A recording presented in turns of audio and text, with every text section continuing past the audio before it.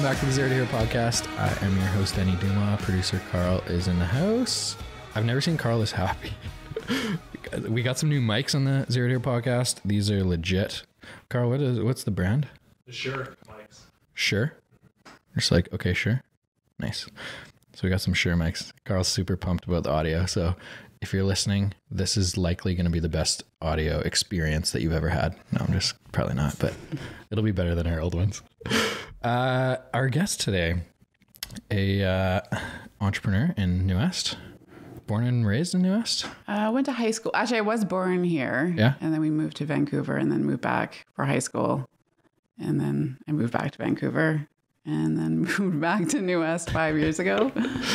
So yeah, I guess born and raised. Just Kind of in and out. In and out. She now runs a clothing boutique called Mila Paige.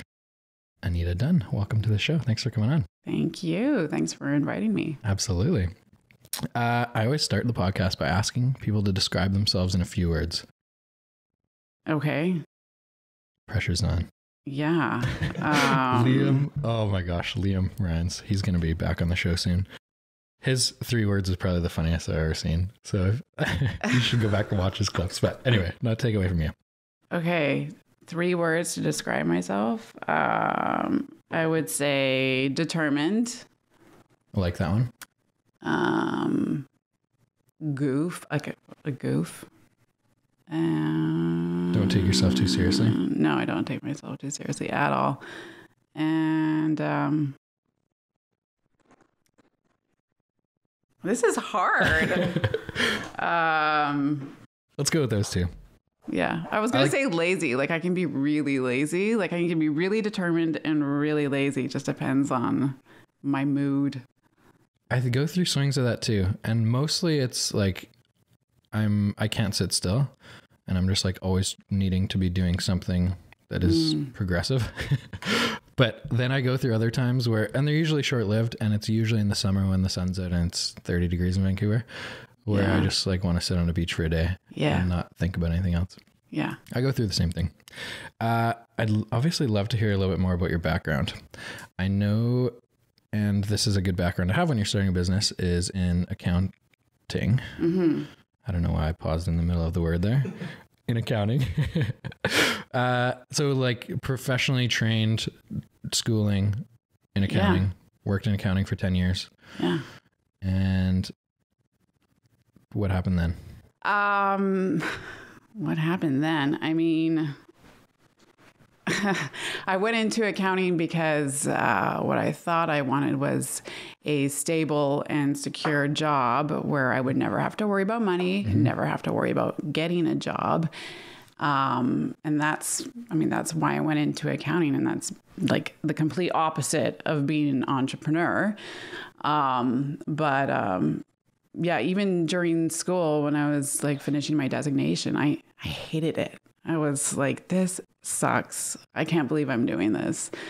And then, but I like at that point, it's like you're so far into it. You've paid so much money in tuition that there wasn't really any going back. So I finished it and then worked, and I hated it. Like I never liked it, but it was really like I was thinking like maybe I could just be one of those people that hates their job, but at least provides them with the life that they want. Yeah. So if I have hobbies and what I want to do outside of work, which it did for a while. But yeah, I was craving something different. I wanted something else. I didn't really know what I wanted to do growing up. Sports was always my thing. School was not. The only subject I was really good at that I didn't need to try it was math. And so I was just like, I might as well go into accounting. So I did accounting in university as well. Did not get a degree. Did 3 years, couldn't stand it, and just got out of it. Yeah. But I know what you mean in terms of like not enjoying it. It's just very dry. Yeah. And it's the same thing every month. Yeah. Cyclical. You do the exact same thing every month. There's no creativity. There's nothing. It's horrible. Like it's just horrible. But yeah, I think it goes like I've been thinking about like, what am I going to talk about today?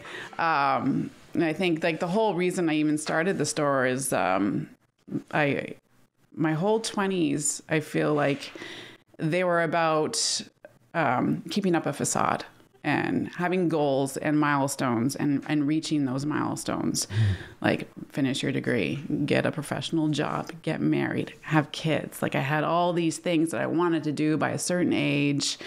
And my 30s have been completely breaking that down and doing the exact opposite.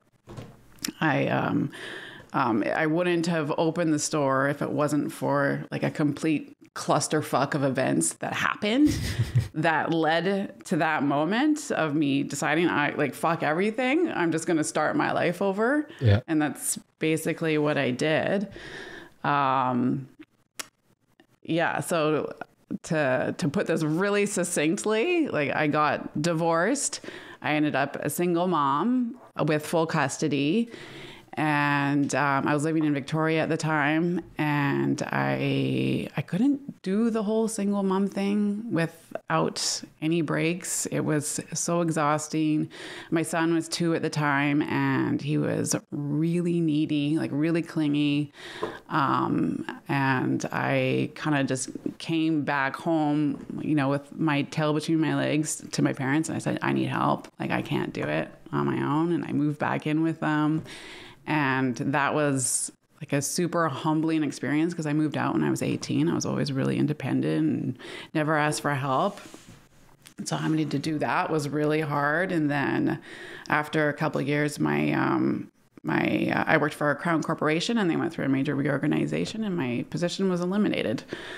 So I was laid off. And so it was just like divorce, moved back with my parents. And I was just about thinking of like moving out when that happened too. And then I got laid off, and I was just like, oh my God. Like it was like the bottom. But from that is kind of where I saw the opportunity to make a change, because I wasn't happy doing accounting, and I had severance. So I thought if I was ever going to start a business, now was the time to do it, because I had money coming in and I had time, which is not something a lot of entrepreneurs have when they're starting a new business. Normally you're working and you're working your day job and then working on your business on the side in the evenings and the weekends. And I actually had like all day to work on it. So, yeah, that's kind of... Looking back, I guess it's easy to say it turned into a fairly positive experience. Mm-hmm. Going through it, though, how do you stay optimistic? Seemed like a lot of shit happened in a short period of time there. Yeah. I think I'm just naturally an optimistic person. Because a lot of, even like losing a job, a lot of people are devastated by that. Yeah. And it wasn't like, it was a layoff. It wasn't like it was for poor performance or anything. I had the opportunity to stay on because there were 10 of us in the position, in the same position across the province, and the position was eliminated completely. And then they created 5 new positions that would do the work of the 10 of us. So you can imagine it was double the amount of work plus travel and no increase in pay. So I said, no, thank you. So I never really felt bad about losing my job. And I was actually like really excited. I was like really looking forward to having severance and not having to work. Like that felt really good. And the only issue though was that it wasn't a lump sum payout. It was they just continued to pay my salary for 7 months. And if I got a job within the 7 months, then my severance would end. So there was no incentive to like get a job right away. Not at all. No, not at all. I didn't know you could do that. That's government. That's just how they work. So you go from a spot where they offer you a position with more work, turning that down, and then starting a business, which is going to be a lot more work than it would have been taking that job. Yeah. Amazing. Love it. Yeah. Yeah. No, I remember like I was starting to look at job postings, and I was getting a major anxiety about having to talk myself up for a position that I didn't want to do. Like I was just done with it. And I thought, I have to start my own business. And a lot of people ask me, they're like, oh, have you always wanted to have a clothing store? Like, you've always had a passion for fashion? And I'm like, no, not really. Like, this was never my plan at all. The whole reason I did it is actually because I'm more passionate about downtown New West. Mm-hmm.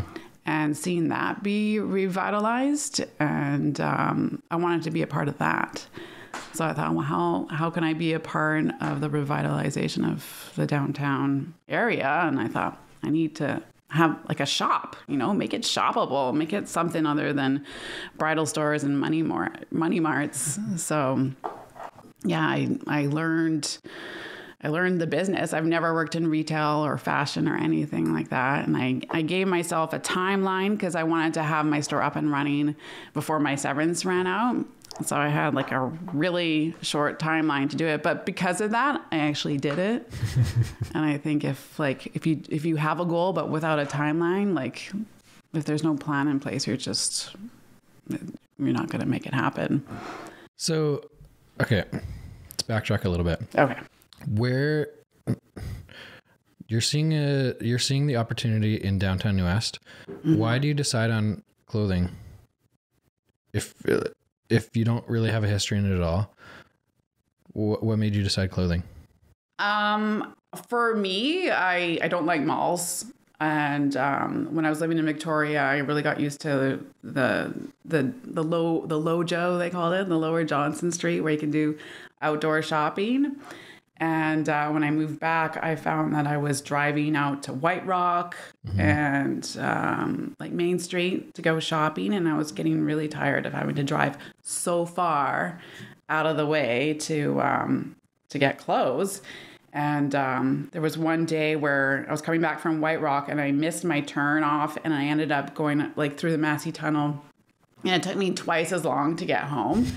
And I was so mad. And I was just like, fuck, like, why isn't there like a clothing store near me that I can go to?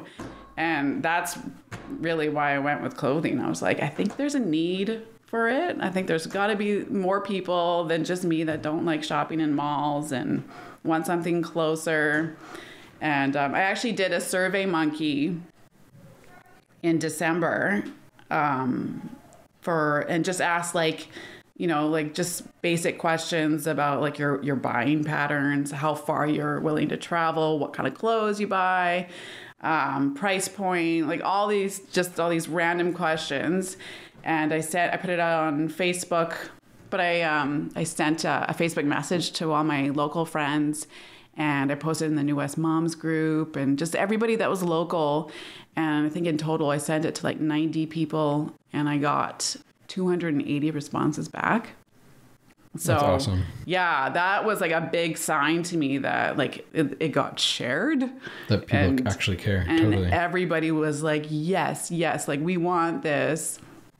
And I think that would have been like the first week of January. And I basically, after I got the results back, I incorporated the next day, got my domain name. I was just like, boom, it's done. Like, especially because I put it out to Facebook and told people that I was going to do this. I was like, oh, well, now I have to do it now that I've told everybody I was thinking about doing it. So obviously, I don't know if you know much about me, but New West is our number one market that we sell in. So obviously it has a very soft spot in my heart and I see a ton of potential in this city. But what did you see? Was it almost 4 years ago, 3 years ago? It'll be 3 years in June, okay. I guess. So what were you seeing 3 years ago that made you believe that New West was a spot to do this? Well, I think there was a lot of development, like a lot of condo buildings. The Trap Holbrook building was just finished, and I was actually seeing El Santo open up. Yeah. And how busy they were every night, and it wasn't like the typical New West crowd that people thought New West was. It was actually the people that were probably driving all the way downtown Vancouver to go dining. Yeah. Were actually in New West, and that was a big sign for me too. Just seeing those people, like that's my demographic right there. They're here. Because of how much real estate has gone up in the last few years, A lot of people are moving out from outside of New Est into New Est as an up and coming type of area. Yeah. And one of their questions always is like, I don't know much about New Est. It has a bad name from the past, but like, tell me about it. And my response is always like, we're getting there.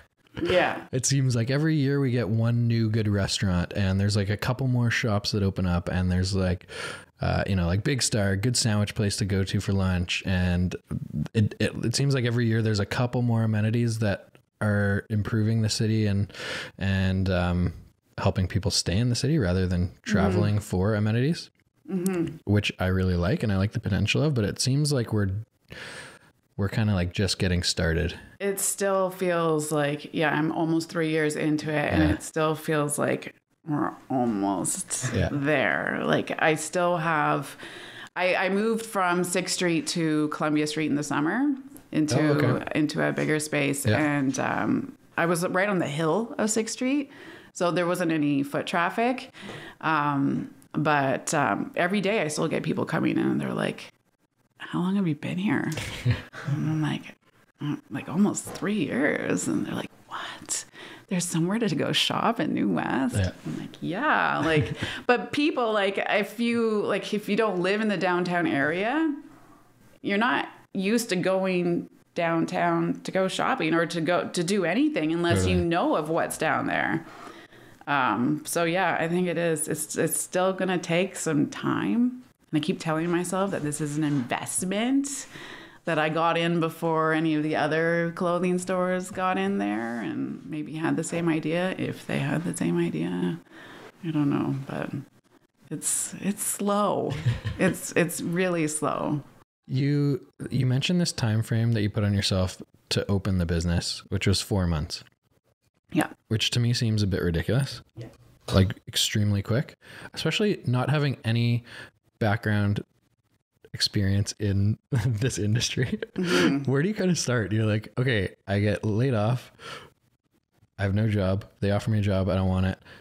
I'm going to start a business. It's going to be clothing. Now what? Yeah. So this was October. Okay. October, I left work. November, I don't know what I did in November, but December is when I started actually thinking about starting my own business.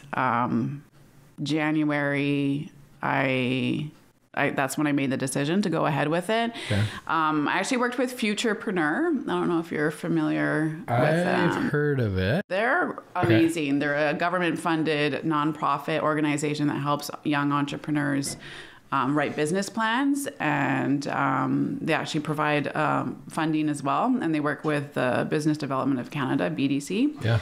So I worked with them, and I literally mapped it out. Like, how can I do this in order to open by May when my sevens ran out? So I realized that I had to have my business plan finished by the end of January to allow them 4 to 6 weeks to go through the review and approval process in order to get my loan. February, I started buying clothes. Like, because you don't have to pay for it right away. You just you put the order in and then you pay when it ships. So I just did it and hope that everything would line up. Otherwise, you have a sweet new wardrobe, right? A lot, yeah. I could gain a lot of weight and still have clothes. I could shrink down. I'd have everything. I was looking at a unit on Columbia Street for like a retail space, and the realtor I was working with, I'm not going to name names, but he really led me on, and he was like, yeah, you're going to get this space. It's perfect for you. It's going to be a great fit. And I was super excited. And it was about 6 weeks of me thinking I had this spot. And then he told me, it's probably March at this point. He was like, yeah, I talked to the property owners, and they lived in Alberta, and they're like, they've had a couple bridal stores go under in that location, so they don't want to rent to another clothing store. I'm like, what? And he's like, yeah, they don't want to rent to a clothing store. I'm like, well, I'm not a bridal store. I'm clothing. I'm like, did you show them my business plan? Can I meet them? Can I talk to them? And he's like, no, they really just want like an established business in that location. And I was so devastated because everything like that I had been planning. I had bought clothes, I had things arriving. I was already like renovating the space in my head. And I had like 2 days of just crying on the couch. Like, what the fuck am I doing? Like, I bought clothes. I like threw everything into this and I don't even have a space now to move into. E-commerce. Oh my God. Yeah, I could have done that. But yeah, so I was really like, oh my God, what am I going to do? And do you know the brick and mortar shop? Yeah. At the time they had the little pop-up space. They're now in the pop-up space now. So I talked to Jan, who's the owner of Brick and Mortar, and I said, hey, I've got clothes coming. Can I use your pop-up space for a couple of weeks at least? And she was like, oh, okay. Normally we only rent it out for like a weekend at a time. I'm like, Jen, you have to. Like, I have a lot of clothes. I need 2 weeks in this space. And she was like, okay, sure, fine. So I had, I did my pop-up from like April 14th to the 30th. Which was really great. It was super busy, best sales ever that I've ever done, actually. And the day before the pop-up, I signed a lease with a space across the street from the pop-up space, it was perfect. Like everything kind of did just work out the way it was supposed to. Because when people were coming into the pop-up space, I was like, guess what? I signed a lease for June 1st across the street so I could show people I'm going to be right there when you're ready to come shopping again next month. And so that was April. I did a pop-up. May, I don't know what I was doing in May.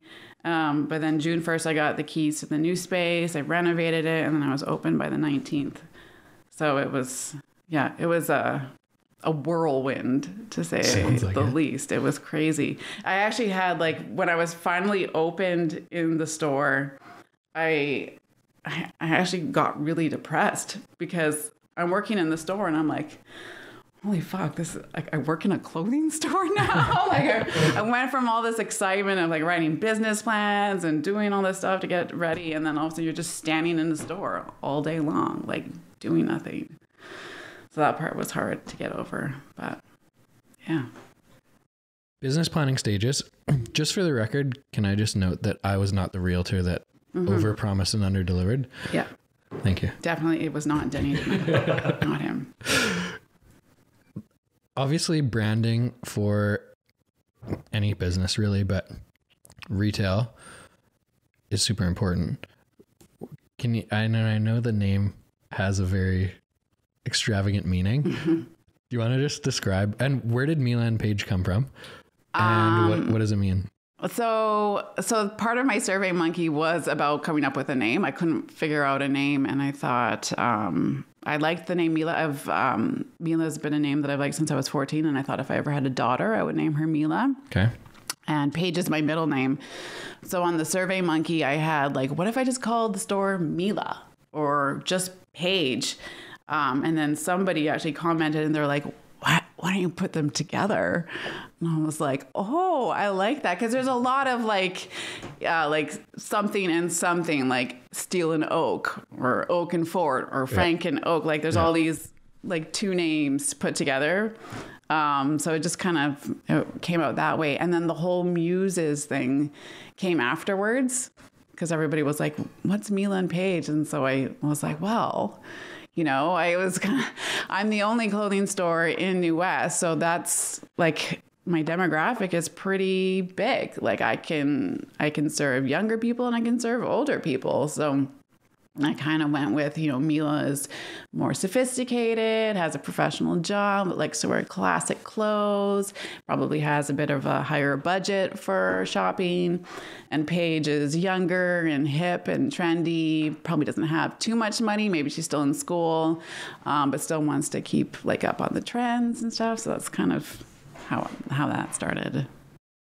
I was reading that today and I thought that was a pretty cool idea. So I was curious where it started from, or if you had alter egos and there was one was the professional accounting side and the other was trendy, wanting to go to trendy restaurants and stuff like that. Yeah. I mean, part of it's all me too.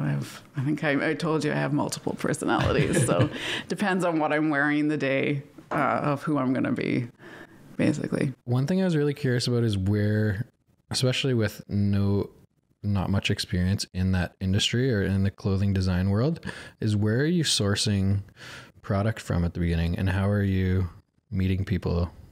I think I started by going through my closet and looking at the labels. Like, it wasn't something I ever paid attention to before.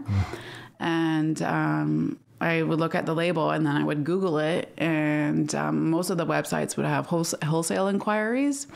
So then I would contact them and then find out, where their agent was and their showroom was. And I found out that Vancouver actually has the Fashion Exchange building, which is on, do you know where the Home Depot is on First Ave?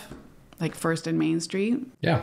It's right behind there. And it's this massive building that's a mall for retailers, for like wholesale retailers. And you go in and everybody has their own showroom and they rep like 3 to 5 brands each. And you go there and you can look at all the clothes and, pick and choose what you want.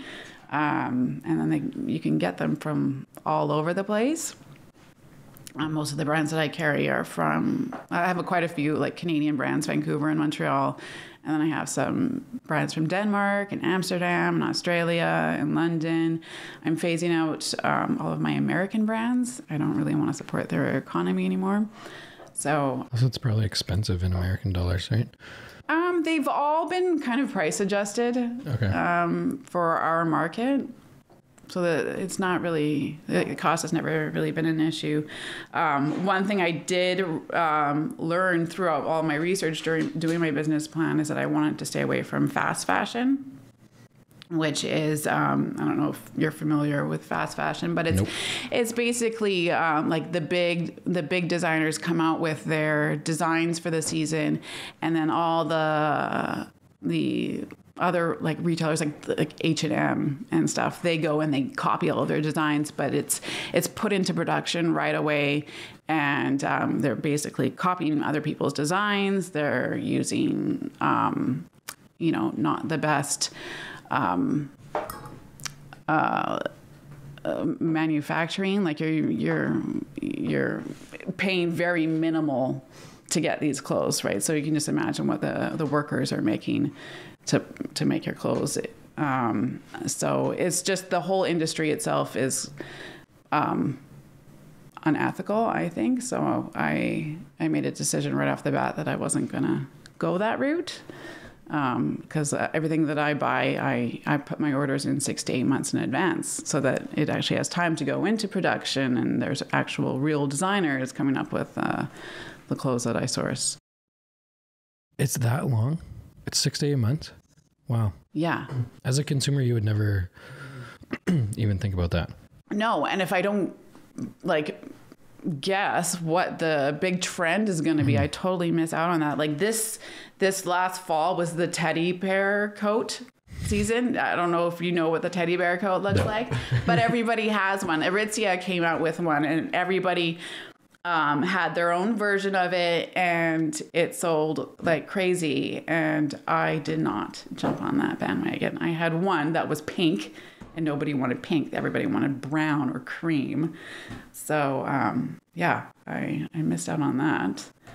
There's an image in my head of what a teddy bear coat would look like. I'm assuming it's nothing near what it actually looks like. Well, I'm just envisioning this like really furry, like a teddy bear. It's furry, like a big furry coat, but not like but then faux the hood fur. has ears. It doesn't have ears. No, no, they're not. We're not dressing up like bears. So they called it teddy bear coat because it was furry. Yeah. Okay. And it's like a big cozy, furry, but it's a type of fur. Like it's like a tightly woven one. Whereas I had a whole bunch of faux fur coats that look like a little bit more elegant and dressier. Whereas the teddy bear coat you could wear casually. Interesting. Yeah. So I guess now it would be a good time to ask you this, but one of the things I was going to ask you was how much of Or how much time do you spend on like what's on trend versus like just being true to the brand? And it sounds like it's more being true to the brand. If you're ordering that far in advance, you're just kind of guessing. Yeah. I mean, what I'm learning about New West too is that we're not on trend here.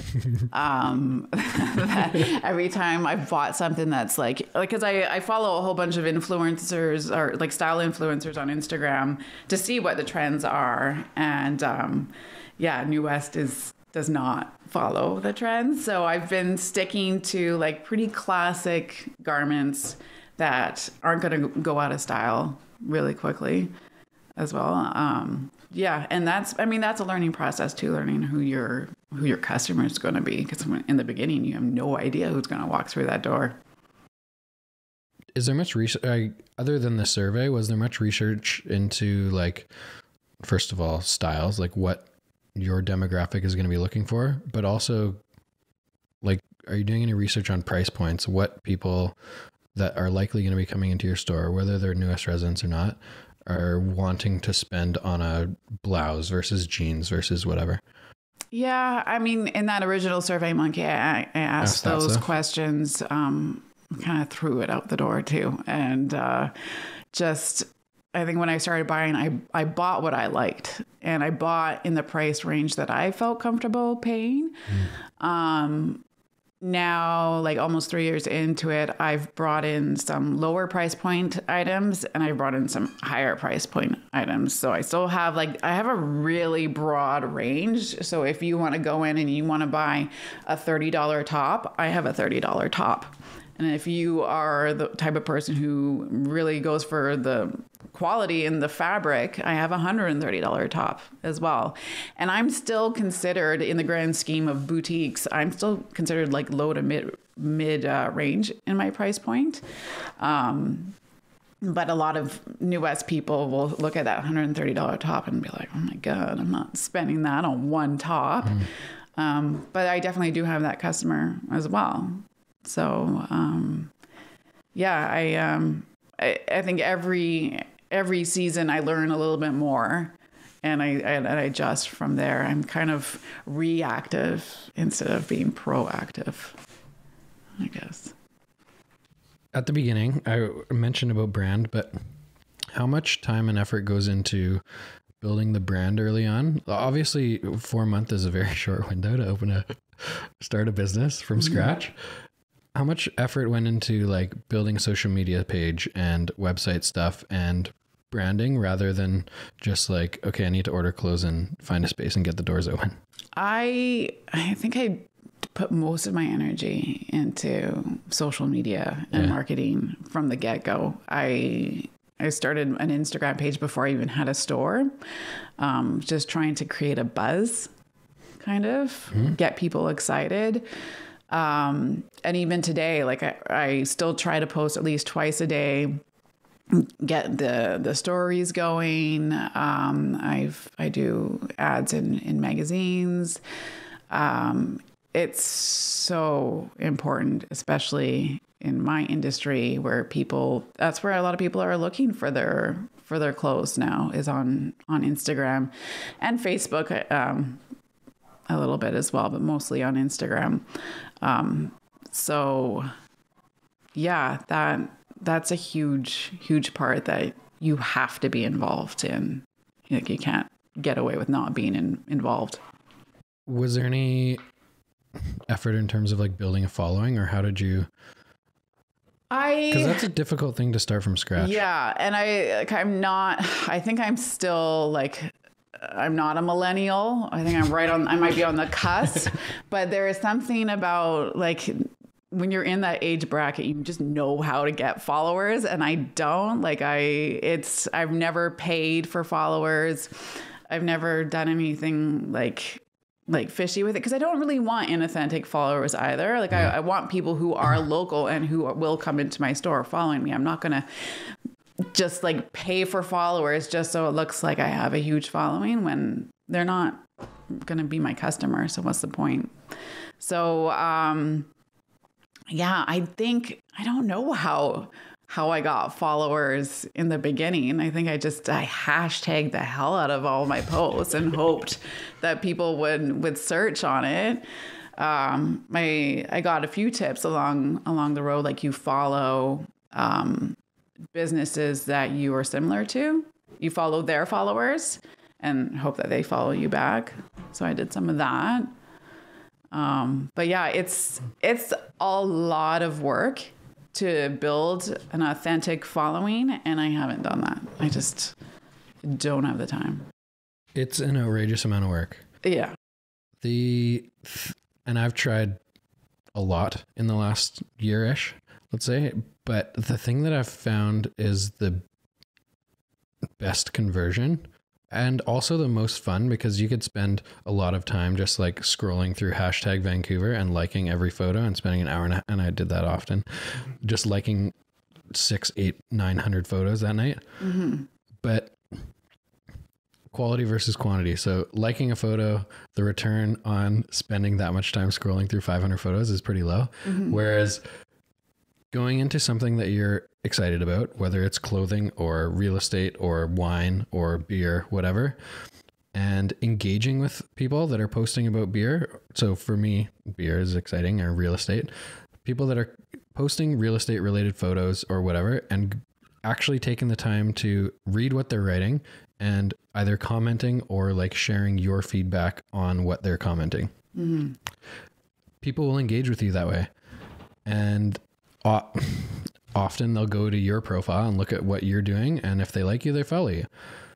So I've found a lot more return in that direction. Yeah. But it's super time consuming. Yeah. Because you're reading one post, you're posting something. So it might take 2 minutes or 3 minutes to do that, rather than just like scrolling through 1,000 photos in an hour and liking everything. Mm-hmm.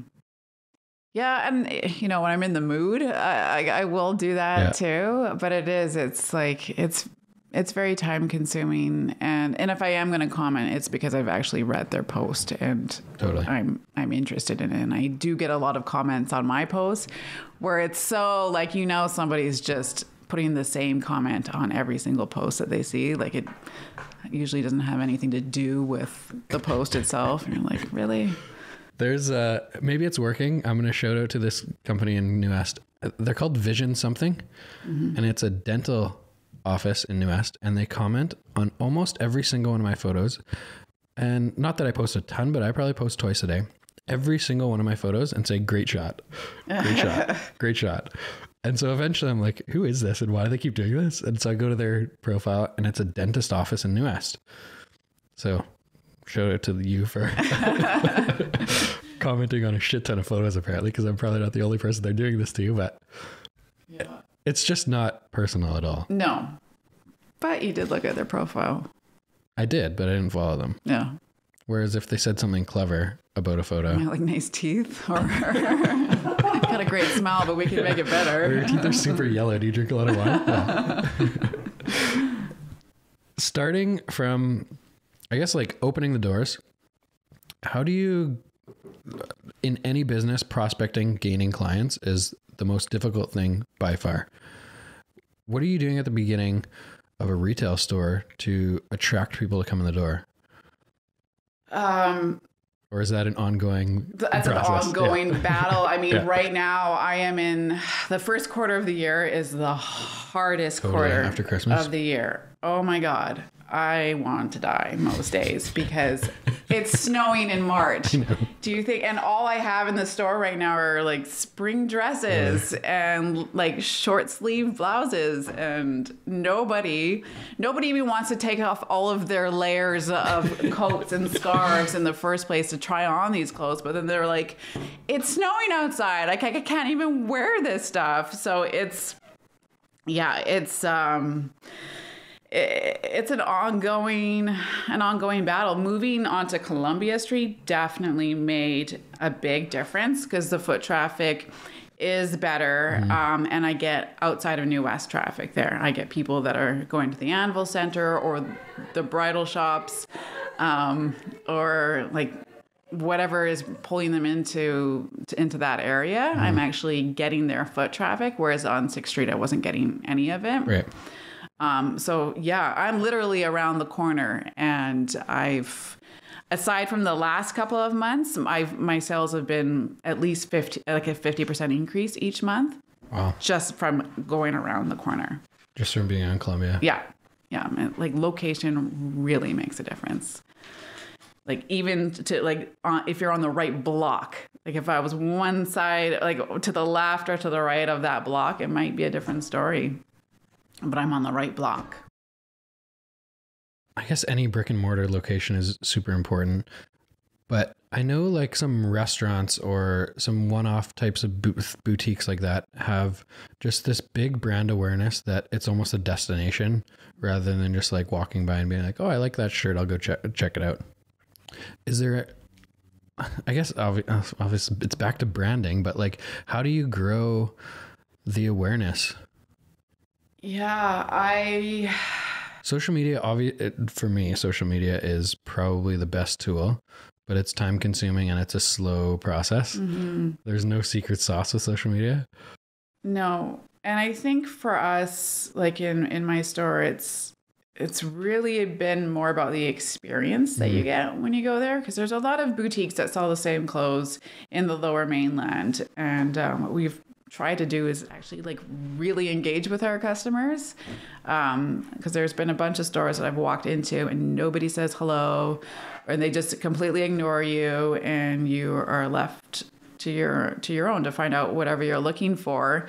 Whereas when people walk in through my doors, me and my staff, I tell them, I'm like, help them, don't be like super crazy, like annoying, because some people don't they don't want help as well. But we kind of want to make it like a personal shopping experience. Mm-hmm. Like I have some, like my regular customers, some of them just know if I see them, like they just go straight into the change room and I just start bringing clothes for them because I know their style now, I know their size, and I'll just go, oh, okay, let me grab you what's new and what you're gonna like, and we'll just go straight into the change room, and they keep coming back because I know what they're gonna like, and they get this engagement. So, I mean, when it comes to brand awareness, it's more, I'm really, really riding on word of mouth. Like I want my good customers to tell their friends, if you actually want to get helped at the store and have someone help you put an outfit together, because a lot of people don't know how to put an outfit together either. Mm-hmm. We're going to help you do that.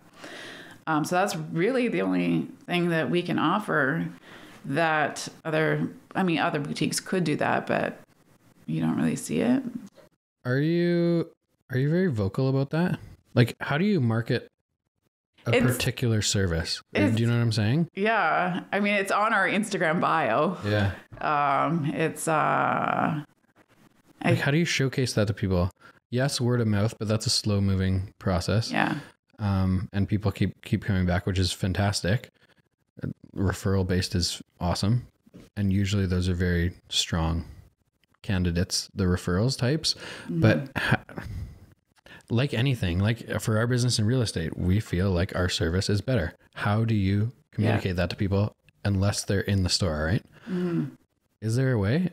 Is that something that you think about trying? How do you portray that the shopping experience in our store is going to be better than anywhere else in Lower Mainland or whatever? I don't know if you can. Yeah.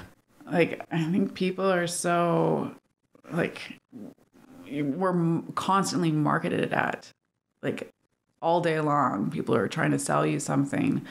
And I think when it comes down to it, it's really, like, word of mouth is the best form of advertising. Mm-hmm. And you can't buy those kind of referrals. You can't tell your friends to be like, oh, hey, go tell, all your friends about this. Like, it has to be authentic. And yeah, I mean, I don't know if there is a way to convey that. I think it's a time thing.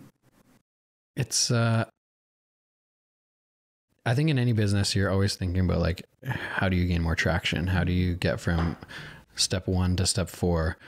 And it's almost like creativity wins in most cases. Whereas like, I don't know, like a super funny video of an experience in real estate or a super funny video of a shopping experience, and getting that to go on social media and pick up traction does super well. Yeah. Like we did a marketing video in, it was probably a year and a half ago now, that was like the perfect day in the life of a realtor. So it was like me and my partner, Jamie. Have you seen this video? It's pretty good. It turned out a lot better than I thought. Waking up and I'm like going for a bike ride. He's playing with his dogs in the park. And then we had a narrator like talking as we're doing this. And then it's like, but this is not what a day in real estate looks like. And then so it kind of like rewinds, and it's like Jamie trying to eat while he's on the phone. And then me like, like being on the phone while on the computer and like yelling and hitting a plant because something, you know, whatever.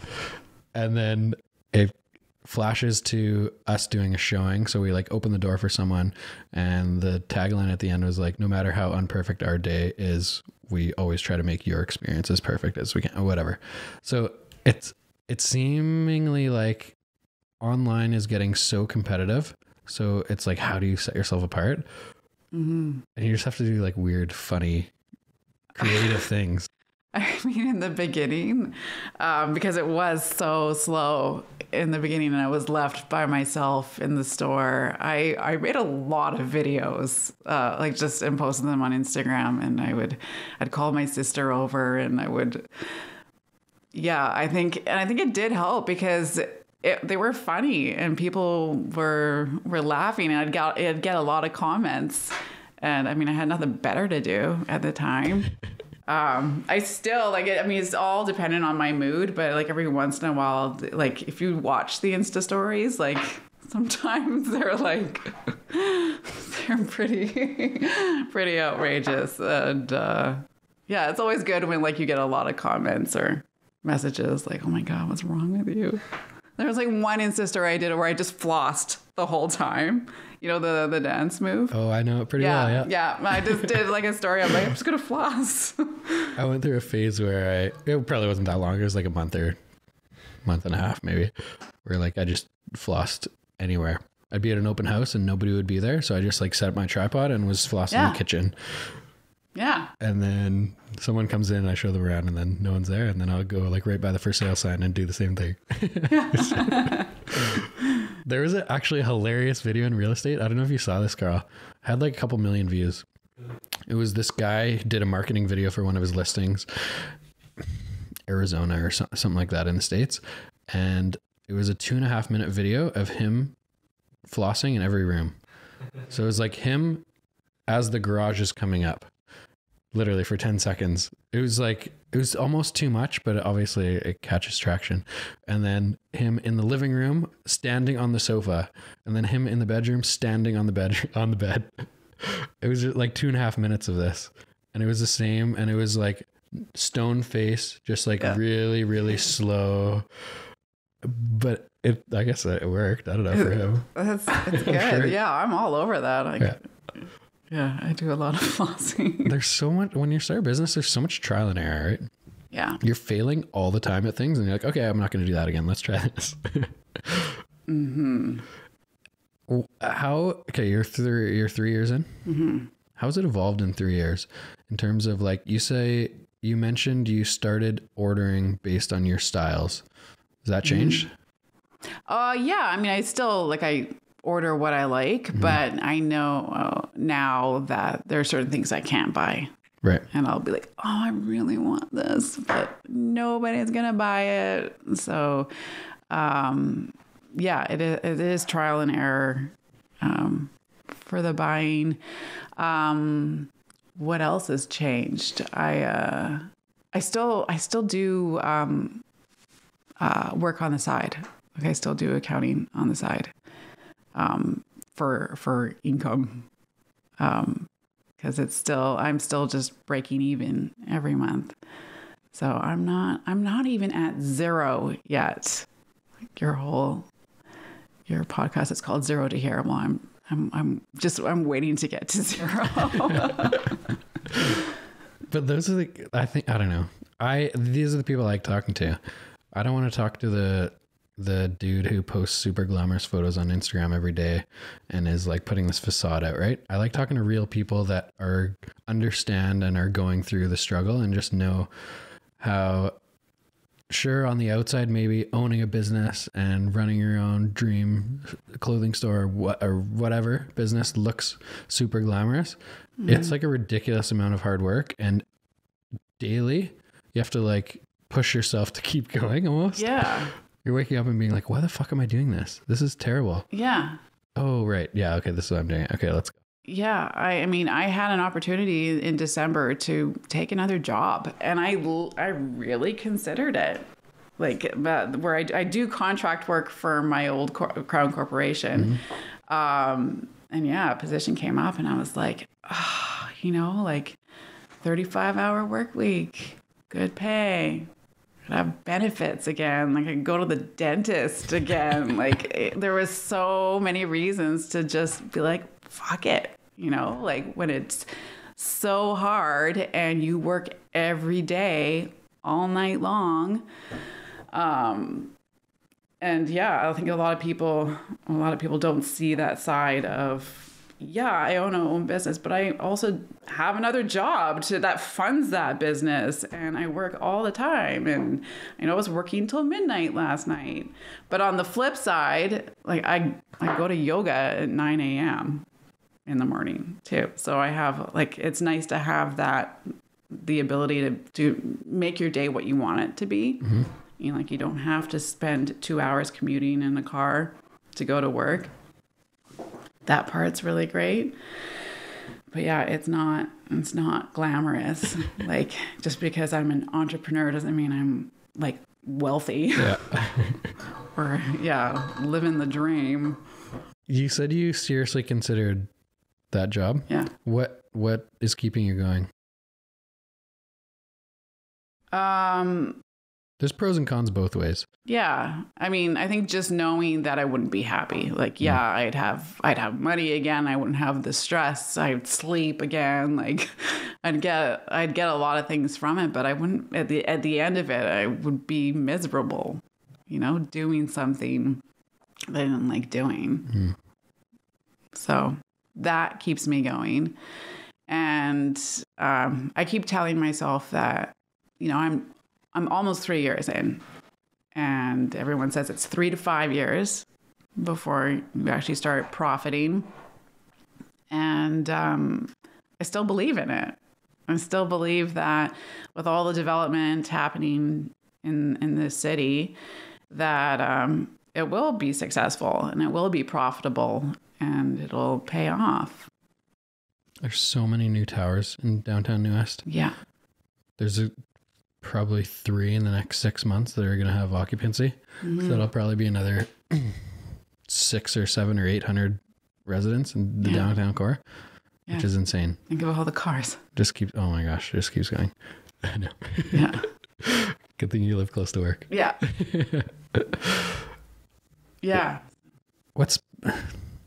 Retail is obviously a very different industry that you weren't in before. What's been like the biggest eye-opening experience in retail? How much weather affects sales. HR. Having to manage people. That was not something I really thought about. The toilet overflowed and I had to become a plumber for a day. Like there's just so many things that you have to do, that it's not just about like plain dress up. Some days it is, but yeah, I mean, everything about it has been new.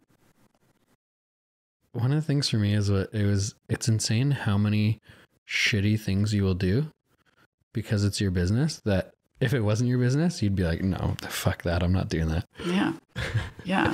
Like cleaning up a toilet that overflows. Cleaning up a toilet that overflowed, all the sweeping, shoveling the sidewalk in the front of the store.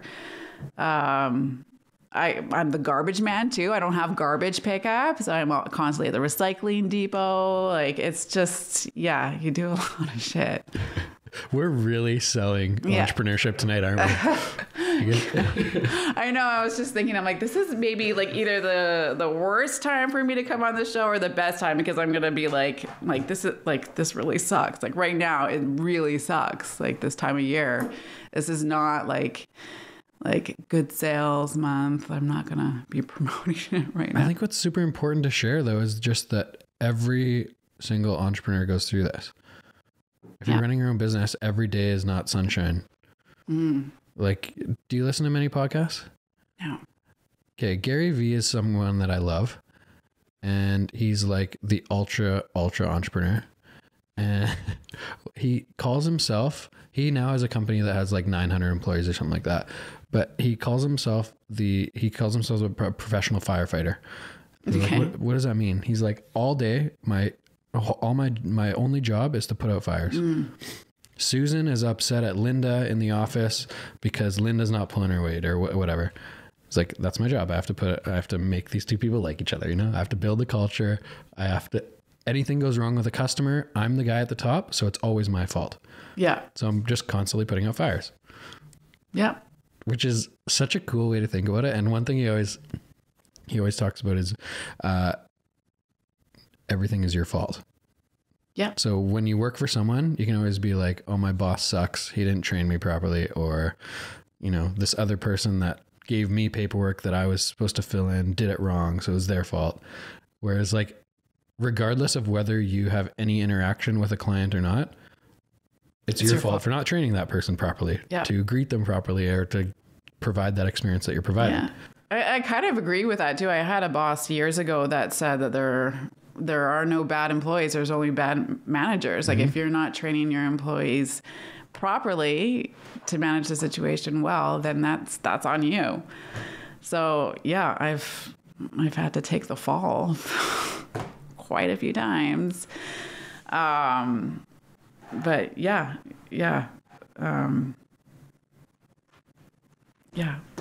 Everything's my fault. It's honestly a very eye-opening and freeing thought process to have. Mm-hmm. Have you ever thought about it like that? Not in those words. Okay. Not in it's my fault. Now I'm going to be thinking, oh God, it's all my fault. It's almost, for me, I don't know, I'm a weird personality, but for me, it's almost more motivating and more optimistic than what it sounds coming out. Everything's my fault. It sounds super negative. But in my head, it's super optimistic because I'm in control. Yeah. No, that's true. Whenever I'm not in control, I feel helpless. I feel like, what am I doing here then if I'm not in control? Mm-hmm. No, if it's your fault, then at least you have an opportunity to make a change. On a boat, for example. The ocean scares me. It's more powerful than me. It wins 100 times out of 100, right? Mm-hmm. I'm not in control on the boat. It scares me. All right, I'm the same way. In business, I'm in control because I can alter the outcome with more work or better training or whatever it may be. Mm-hmm. So to me, it's like a super optimistic thought. Yeah, no, that's a really good point. When I explain it to people, they're like, it sounds very negative. Yeah, it does, but I get it. I get where you're coming from, because then there's opportunity there. I feel like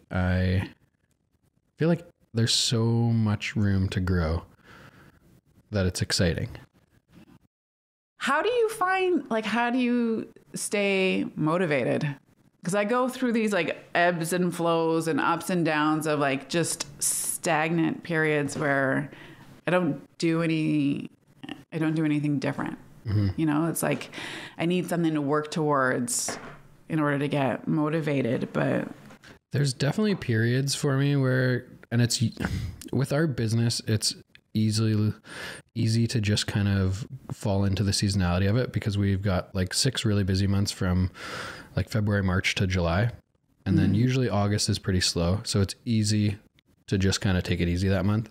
And then usually we're busy again from September to November, and then December is pretty slow. So it's easy to just kind of be like, okay, in 30 more days, it's a natural slow period, I can relax then. But I think for me, it's just this like weird mindset that I just want to get better every day. So when I was a kid in I played sports till in university, and when I remember I was probably like 7 or 8, and one of the coaches told me there's no such thing as staying the same. You either get better or worse every day. And so obviously that's a way as a coach to just like try to motivate people to work hard in practice and stuff like that. Don't be lazy in practice because you'll get worse, kind of thing.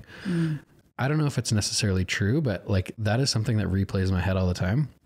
So I wake up, feel like I'm having a lazy day, or I'm like hungover on a Sunday morning. I work 7 days a week, so I still have to go to work. But I literally think about that in my head. And I'm like, I don't want to get worse today, so I better just like have a coffee and suck it up.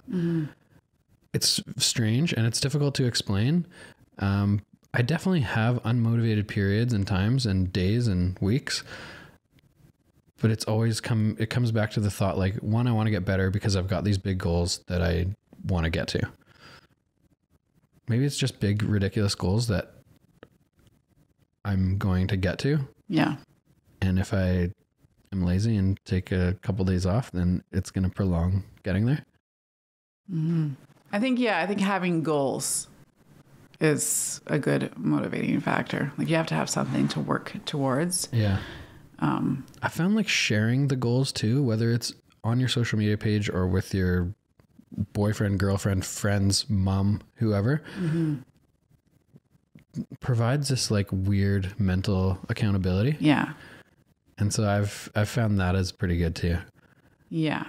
That would definitely make the difference, because I'm the same way. Like if once you put it out there, then everyone's holding you accountable.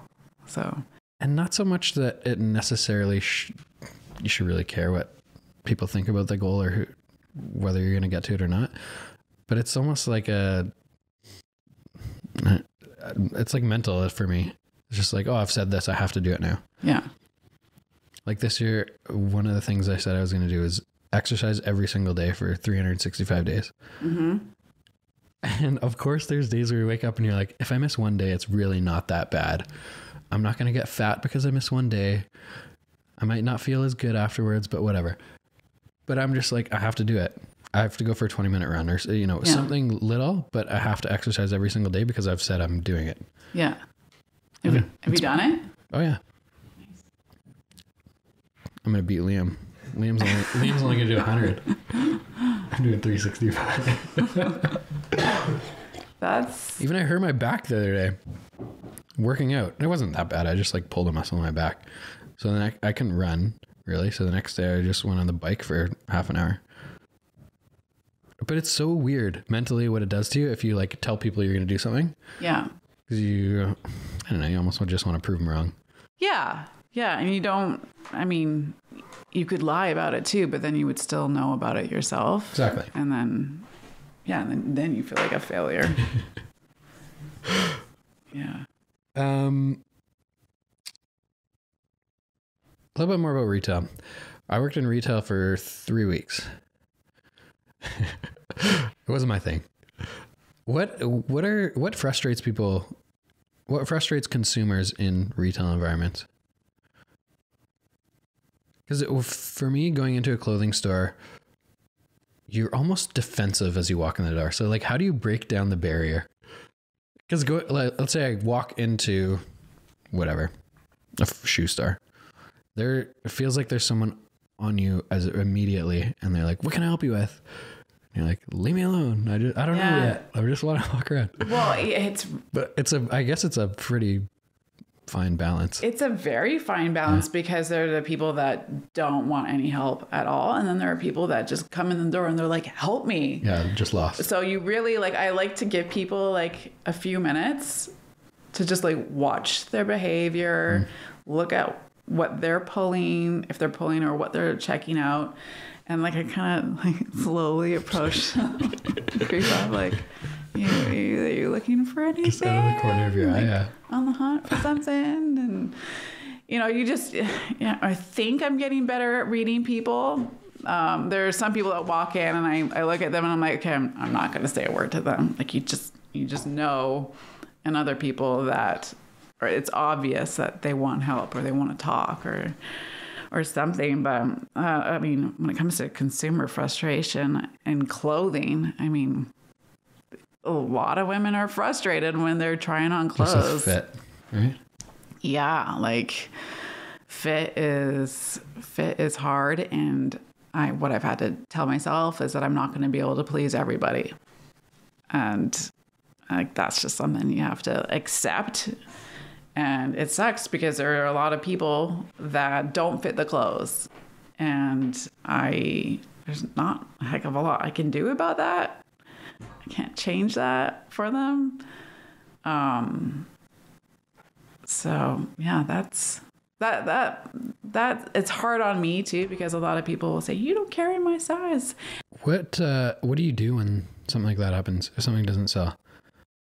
Like at the end of the season, I'm still holding on to stuff. I'm still figuring that out. Like, I will hold on to it for like next year, which I've done. I'll pull out stuff. You mark it down, and that's something I didn't do the first year. I didn't really mark my clothes down like you're supposed to. And now I'm kind of like at the end of the season, I'm like, I don't care how much money I get back. I mean, I hope to recover my costs, but I don't want to have to box this up and store it for a year. Yeah. So it is better just to get rid of it than to hold on to it. But yeah, I'm still trying to figure that out. I've consigned some of the clothes, like taking them to consignment shops, and you get like maybe 20% of what you paid for it back, which is really, really hard. A hard pill to swallow. When that part sucks. Sometimes I keep the clothes if they fit me and I like them. What's the most difficult part of retail clothing from your perspective? Because I assume inventory management would be very difficult. Mm-hmm. And probably would frustrate a customer to come in and be like, I need a size 4, and you're like, oh, I just sold the last one 20 minutes ago. Yeah. And can you order me one? Yeah, come back in 8 months. Sizes, like I want to have variety. So I buy, like, sometimes I only buy one of each size in a certain style because it's a small store and I want to have variety. And yeah, part of me is like, if I had just bought like all smalls and mediums, would I have sold like twice as many?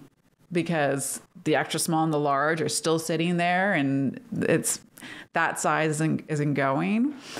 And I think maybe over time that is something I will be able to figure out a little bit better. Like, what is the popular size? Like, what's the size that's going to sell more?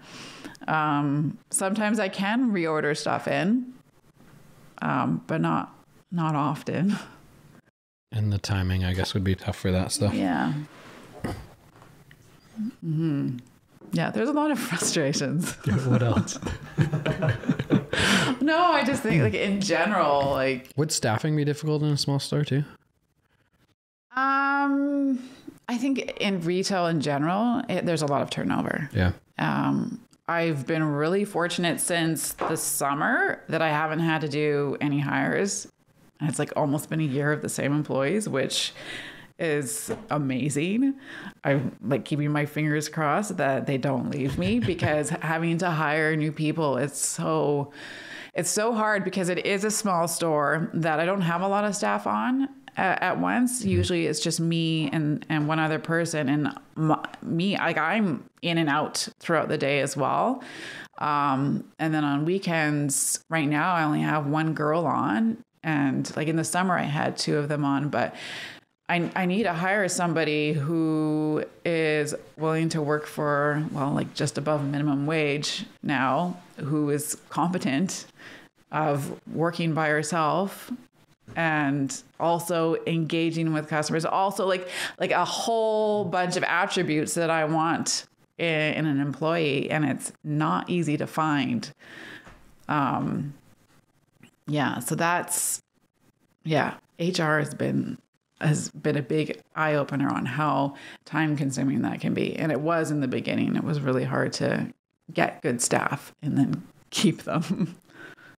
I found hiring to be a big challenge because a lot of people can fake first impressions and they can do it pretty well.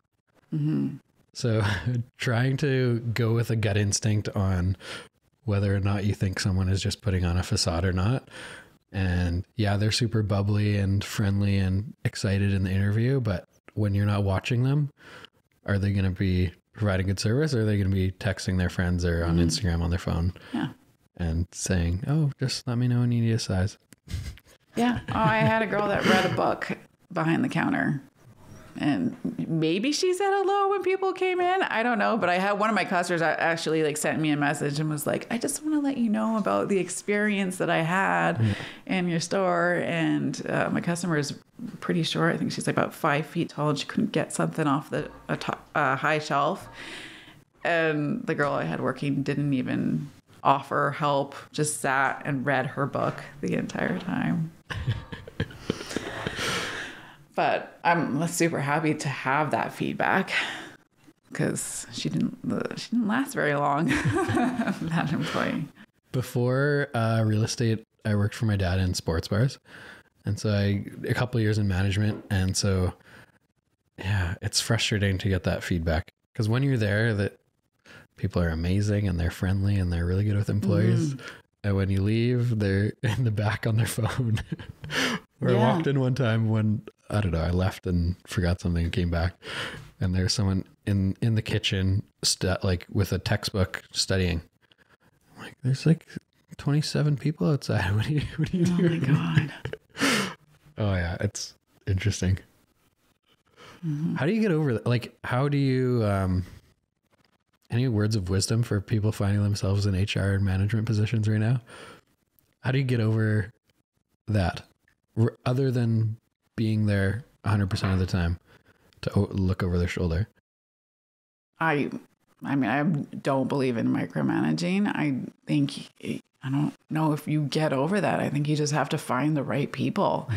And I don't know what it is about some people that think that they can just show up to work and then not work.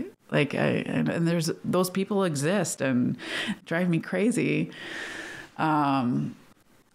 Yeah, I don't know if you like just put cameras everywhere so they feel like they're being watched. Okay, talking about restaurant and pub industry, some do that. Yeah. I won't say any names, but I know like a fairly big pub bar type company who has cameras everywhere.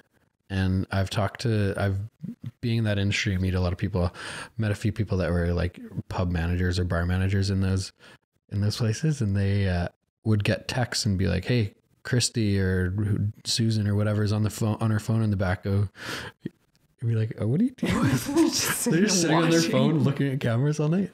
It's so strange. Yeah. Wow. I guess they're just like, so maybe it's just happened so many times that they're just like, fuck this. I'm not dealing with this anymore. I'm going to watch every second. Yeah. Which is insane. Well, like you might as well just be there. Might as well be there. Yeah. I don't know. Big goals. We talked about goals, needing to have goals. What are the big goals for the business? The online store. Yeah, cool. Yeah. And it's not something I wanted to do, because like the whole point was about having a retail store in downtown New West.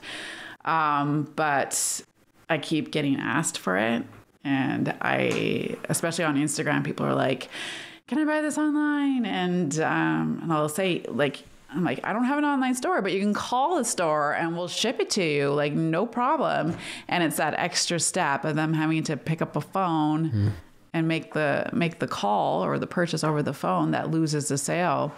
So I finally just said, okay, I have to have an online store to complement it, which is so time consuming. And I've been working on it since November, I think. And it's March now, and I'm almost there, but it's like I get like 3 deliveries a week, maybe more, sometimes less. And in each delivery, like you have to put it through the POS system, you have to have pictures, you have to like upload it all.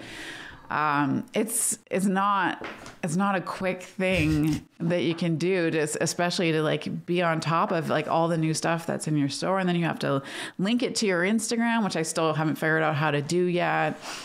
But the problem, like as we were talking, I'm like, I never gave myself a deadline to have my online store up and running. And I think that's why I haven't finished it yet.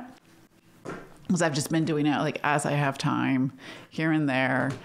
My accounting job has been taking up a lot of work the last couple of months, so I haven't really done anything with it. So yeah, that is the goal. Are you right now putting it together yourself? Mm-hmm. Man, I would not even know where to start. I would call Carl. Be like, Carl, I'm thinking of doing an e-commerce store. Oh, good.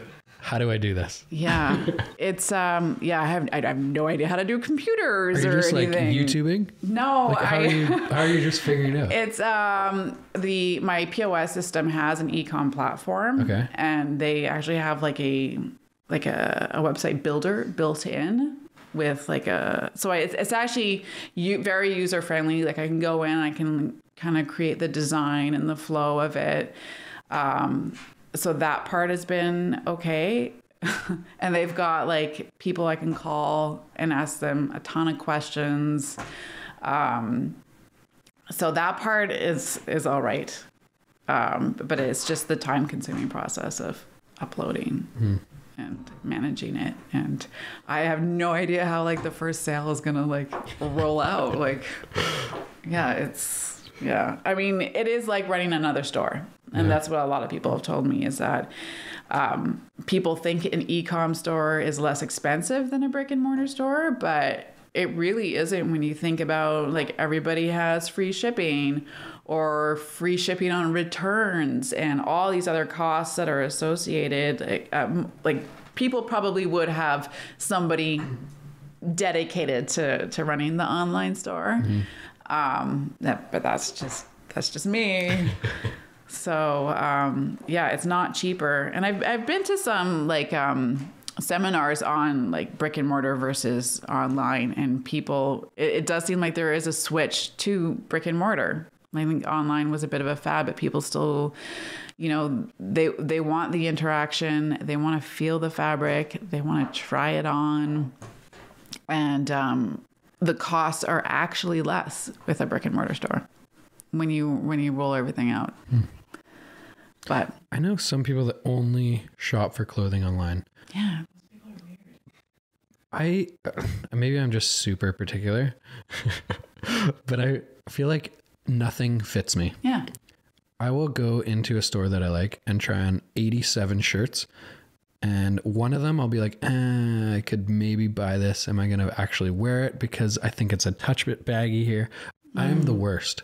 And this is actually good. I'll spend like an hour in a change room. It's brutal. And walk out with nothing? With nothing. Oh, you're the worst. At the end. You're the absolute worst. It doesn't fit me properly. Anyway.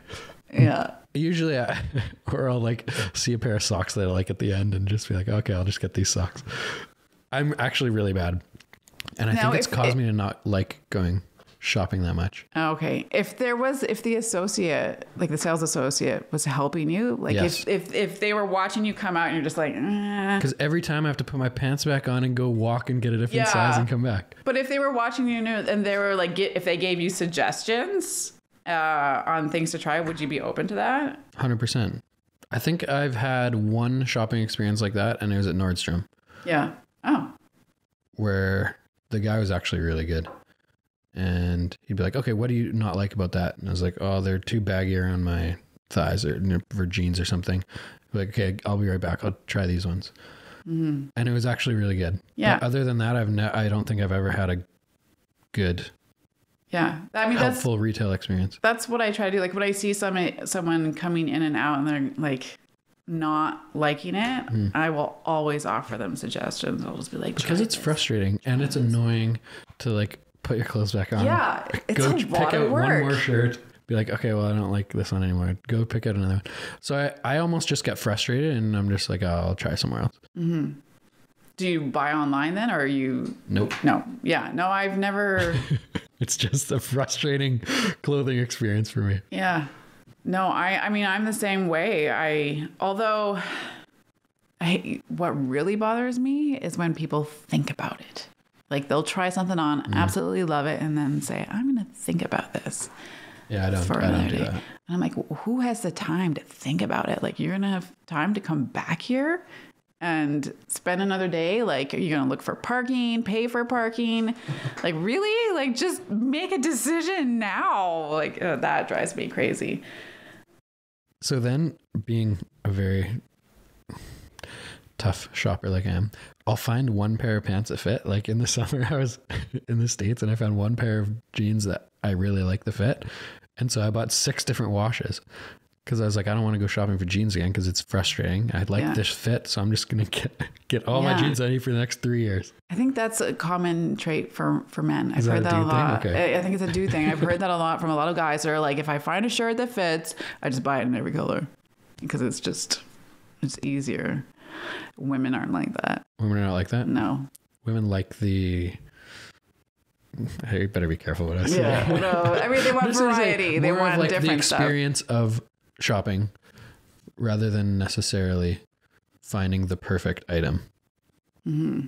Like the experience is fun. Mm-hmm. Going out and trying on 30 shirts or whatever. Yeah. For me, it's frustrating.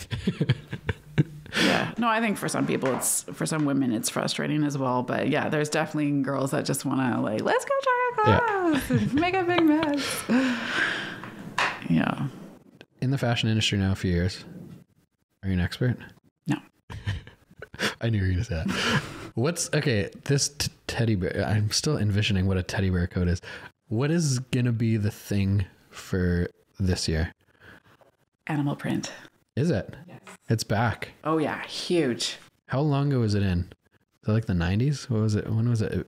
Yeah, like I always think of like Peggy Bundy with her like leopard print tops and stuff. So that was 90s, right? Early 90s. Is it back yet, or it's just starting? It's starting. It's starting now. I've had like a few animal print stuff, but like this fall, especially everything, like every brand I looked at had their like leopard print sweater or whatever it is. It's huge. Interesting. Yeah. And we're getting out of camo. Like camo was really big for a while there. And now that's kind of fading out. People are kind of done with camo. I don't think I'm going to buy anything leopard print this year, Carl. No. Are you? Maybe.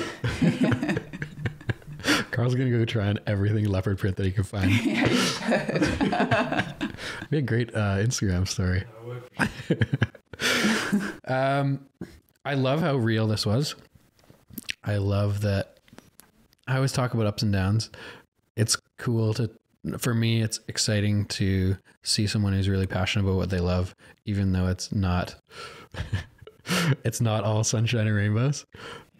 What's the best thing? We'll end this way. What's the best thing that you've liked about being self-employed in the last few years? I think my quality of life is, I mean, I don't have any money anymore, but I'm just like living on your own terms, right? It is living on my own terms. Yeah. Like I get to drop my son off at school in the morning, whereas before I would have had to drop him off at before school care and then commute for an hour. Like now I roll out of bed at 8:00, get him to school. I go straight to yoga.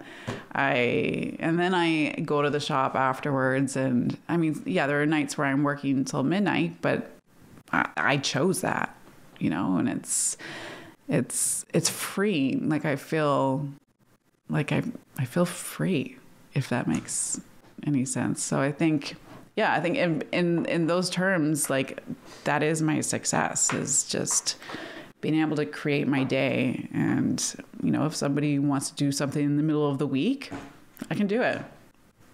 Like I don't have to call my boss. I don't have to try and get time off. Like I can just do it, which is really nice. There's this line that I always say. I say every single day is Friday for me. Yeah. Meaning that I work every day. If I want to go out at night, I do. Mm-hmm. But every day is Friday. Yeah. If I want to have a beer after work, it's Friday. Might as well. Yeah, totally. I'm in the same boat. Yeah. For me, it's just like putting an optimistic spin on like, oh shit, I have a 16-hour work day today, but it's Friday. Yeah. Have my wine afterwards. Where can women or men looking for leopard print clothing find you guys? They can find us at 665 Columbia Street in New Westminster, and very soon at shop.milaandpaige.com. Can't wait to see that. Yeah, me too. And Instagram is Mila and Paige? Mila and Paige. Beautiful. And Facebook and Twitter, which I don't do anything on Twitter. And Snapchat too, but I don't do anything on Snapchat. Not publicly, anyways. Anita, thanks so much for coming on. Thanks for having me. It was great to meet and connect and hear about your story. Thank you. Yeah, it's been fun. Are you going to do another podcast? Sure. Why not? Guys, thanks so much for listening. I'd love to hear feedback. Denny.Dumas on Instagram. Good night.